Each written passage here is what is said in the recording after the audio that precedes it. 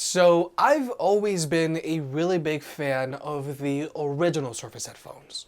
They block out a lot of noise, they fit well, they look cool, they sound decent, and overall, I do think they were a really good first try on Microsoft's part. But when it came to comparing them to their direct competitors like the Sony 1000 XM3s or Bose NC 700s, they always fell short. But then Microsoft started to routinely put these headphones on sale for $250. And at that price, I thought, yeah, definitely I would consider picking these headphones up at $250. And it looks like Microsoft has set its sights on dominating the mid-range ANC headphones market with their new Surface Headphones 2, which now have a retail price of $250, $100 less than what the original Surface headphones used to retail for. Now, the Surface Headphones 2 do have some changes over the originals, but these headphones do still have some kinks from the originals that I really think Microsoft should have addressed on their updated headphones. Nonetheless, these headphones do bring a lot of value for mid-range $250 ANC headphones, so if you want to pick these headphones up, they'll be linked down below. Now, even though these headphones now have a retail price of $250, they still come included with a premium hardshell carrying case like the originals. But I do want to point out that there's now an indentation on the back of this case that serves as a carrying handle, which I like. Now, no, this carrying case isn't the smallest, but I would much rather have this carrying case, which is gonna keep my headphones safe whenever I'm traveling with them, rather than some carrying pouch, which is very common for headphones in this price range to come included with. But now let's talk about the headphones themselves. Design-wise, these headphones look identical to the originals. I've always liked how they look, but since their ear cups do stick out quite a bit, some people might get Mega Man vibes from them. Now, build quality-wise, these headphones are very similar to the originals as well. We've got the same high quality silicone underneath the headband, we've got the same slate feeling plastic body panels, and these headphones are silent whenever you handle or flex them. So, just like before, these headphones have great build quality, and when compared to other mid-range headphones, these headphones feel amazing. But there are some changes from the originals. First off, the buttons on these headphones are way more raised than before, which I really like because it makes finding the power button on these headphones much easier. The ear cups on these headphones now swivel in both directions, which doesn't really add any value in my opinion, but okay. But more importantly, the ear pads on these headphones are a little different from the originals. First off, I can't help but feel that the leatherette on the Surface 2s doesn't feel as soft or as supple as the leatherette on the originals. But nonetheless, the leatherette on the Surface 2s feels really good, and they are by far the best feeling leatherette I have ever felt on any mid-range ANC headphones. But more importantly, the cutout on these ear pads is a touch taller than the cutout on the originals. Now, I've always felt that the originals had adequately spacious ear cups that would fit most people. But now, the Surface Headphones 2 give you a little more room, which isn't a bad thing at all. Now, when it comes to fit, these headphones have a firm fit to them, but I still feel comfortable saying that they are big head approved, because they don't feel like they're squeezing your head. But here's one of the first things that I really think Microsoft should have addressed on these headphones, and that's the padding underneath their headband, or lack thereof. These headphones have very little padding underneath their headband, so I found that after an hour of wearing these headphones, they do develop a hot spot on the top of your head. So every hour or so, I gotta take these headphones off and take a break. Because for comparison, the Bose NC 700s have a very similar silicone headband, but they have way more padding, so hotspots aren't an issue with these headphones. So even though these headphones have very spacious ear cups and they don't have an exaggerated amount of clamping force, their minimal padding underneath their headband could be an issue for some people. These headphones fit me just fine for the first 40 minutes or so, but then after that, they do start to develop some discomfort. So if you're looking for headphones to wear for hours and hours on end, then you should try these out for yourself. Now, when it comes to tech specs, these headphones now have an advertised battery life of 20 hours versus the 15 hours found on the originals. But if you use the originals with Cortana turned off, you can actually stretch their battery life out to 18 hours. So even though I'm happy to see that these headphones now have a 20-hour battery life, for 2020, that still is a little below average. I would have liked to have seen these headphones have a 25-hour battery life at least. But regardless, at least these headphones still charge via a USB-C port. So if you're an Android user, you can charge your phone and headphones with the same cable. And these headphones also have fast charging, where if you charge them up for 5 minutes from a dead battery, they're going to get you 1 hour of playback time. Now, these numbers aren't all that impressive compared to other headphones out there, but it is there. Now, when it comes to Bluetooth connectivity, just like before, these headphones can be simultaneously connected to any two Bluetooth devices at the same time. So you can easily hot swap from one device to another, which is great for any power users out there.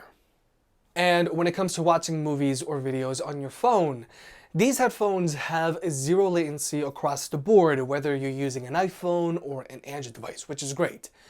And I also want to point out that these headphones have been upgraded to have aptX support, unlike the originals, which are strictly using SBC. The only thing to keep in mind is that if you do decide to use aptX on these headphones with either your Android device or Windows machine, you are going to have to sacrifice a little bit of battery life. But I also want to quickly point out that these headphones still have a 3.5mm audio jack, so if you want to use a wired connection with these headphones, you can do that. Now, I know this sounds basic, but I still gotta point it out because some companies are starting to remove the audio jack on some of their headphones. And I also want to point out that the USB-C port on these headphones is strictly used for charging. You can't use the USB-C port on these headphones as a wired connection, like you can with the Sennheiser Momentum 3s. But now let's talk about listening to music with these headphones.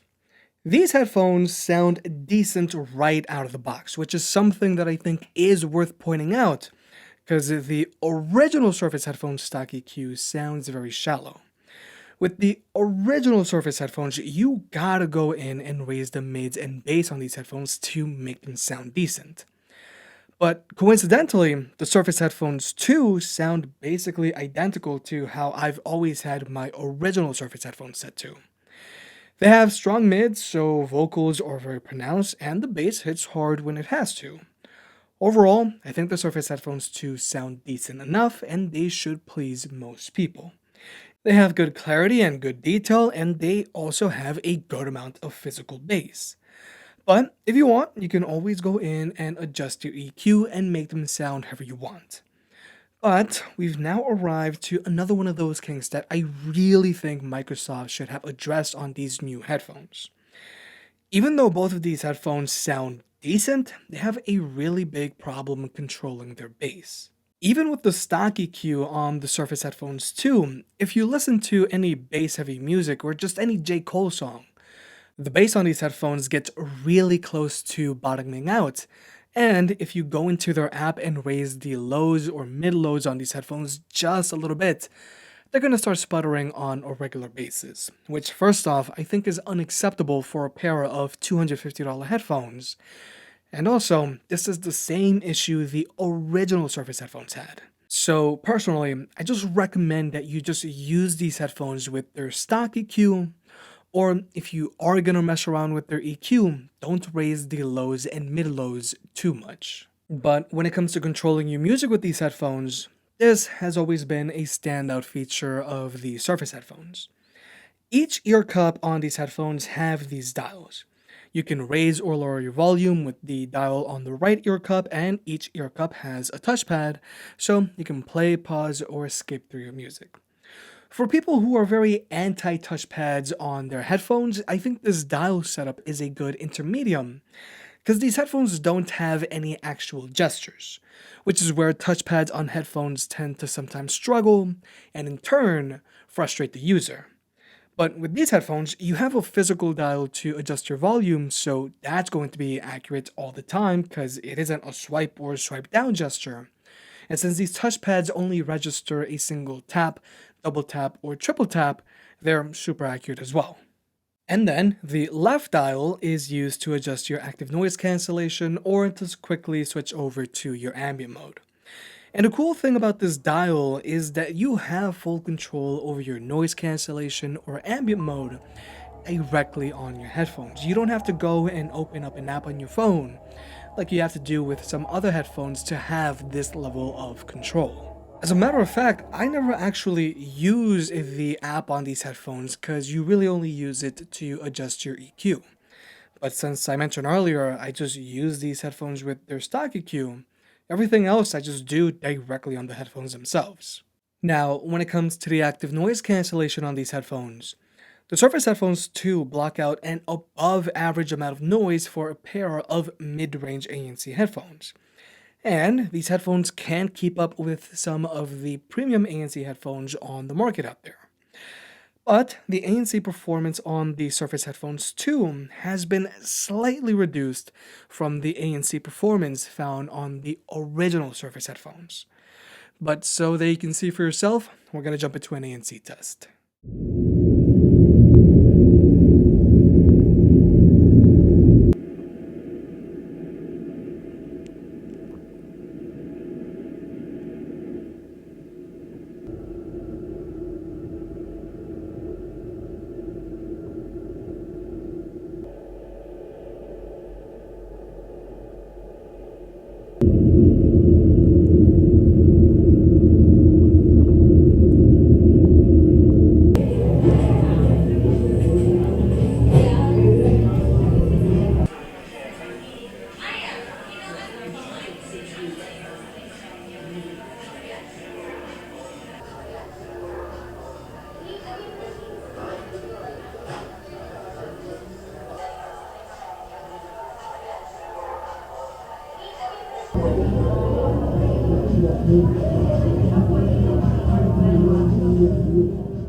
So, like you may have just seen, the ANC on the Surface Headphones 2 actually does a really good job of keeping up with the ANC on the Sennheiser PXC 552.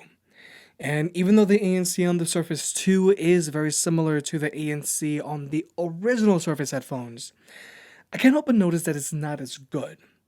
The original Surface Headphones manages to block out a little more road noise, and they also manage to block out a little more chatter.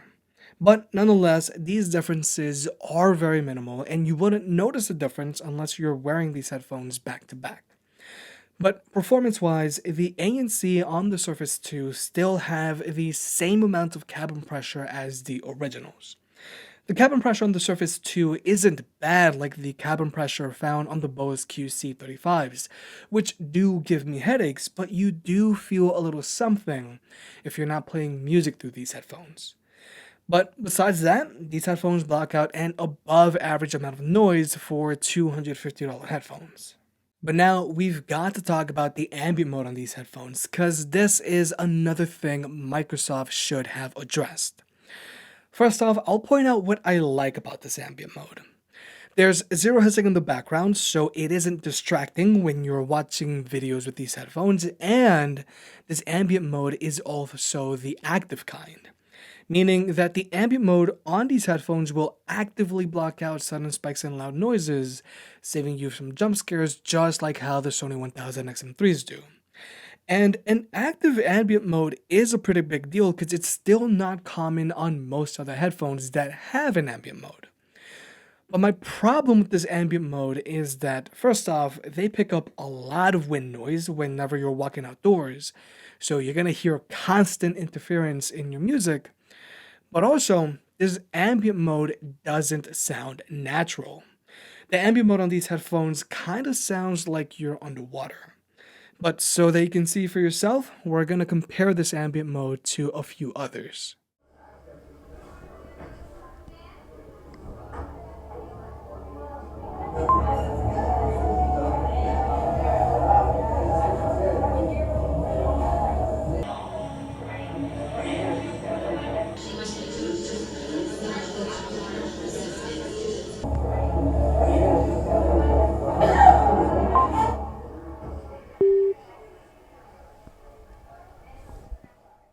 So I really feel that both the ambient modes on the Bose and Sony's sound more natural, whereas the ambient mode on the Surface Headphones 2 sounds very shallow.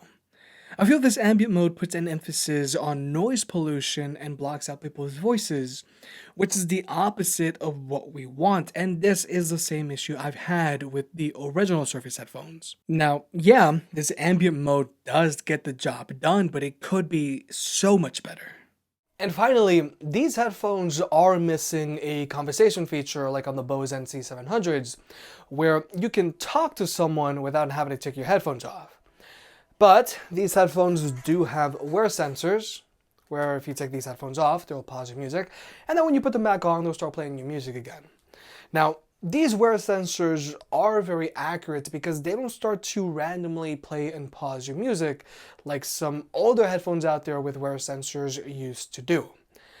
But still, I do think Microsoft should have added a conversation feature on these headphones because they can do that through software. I mean, you can literally just have it where if you press and hold on the left touchpad, they'll activate your conversation feature, and then when you're done talking, you can touch on either touchpad and just have them go back to normal.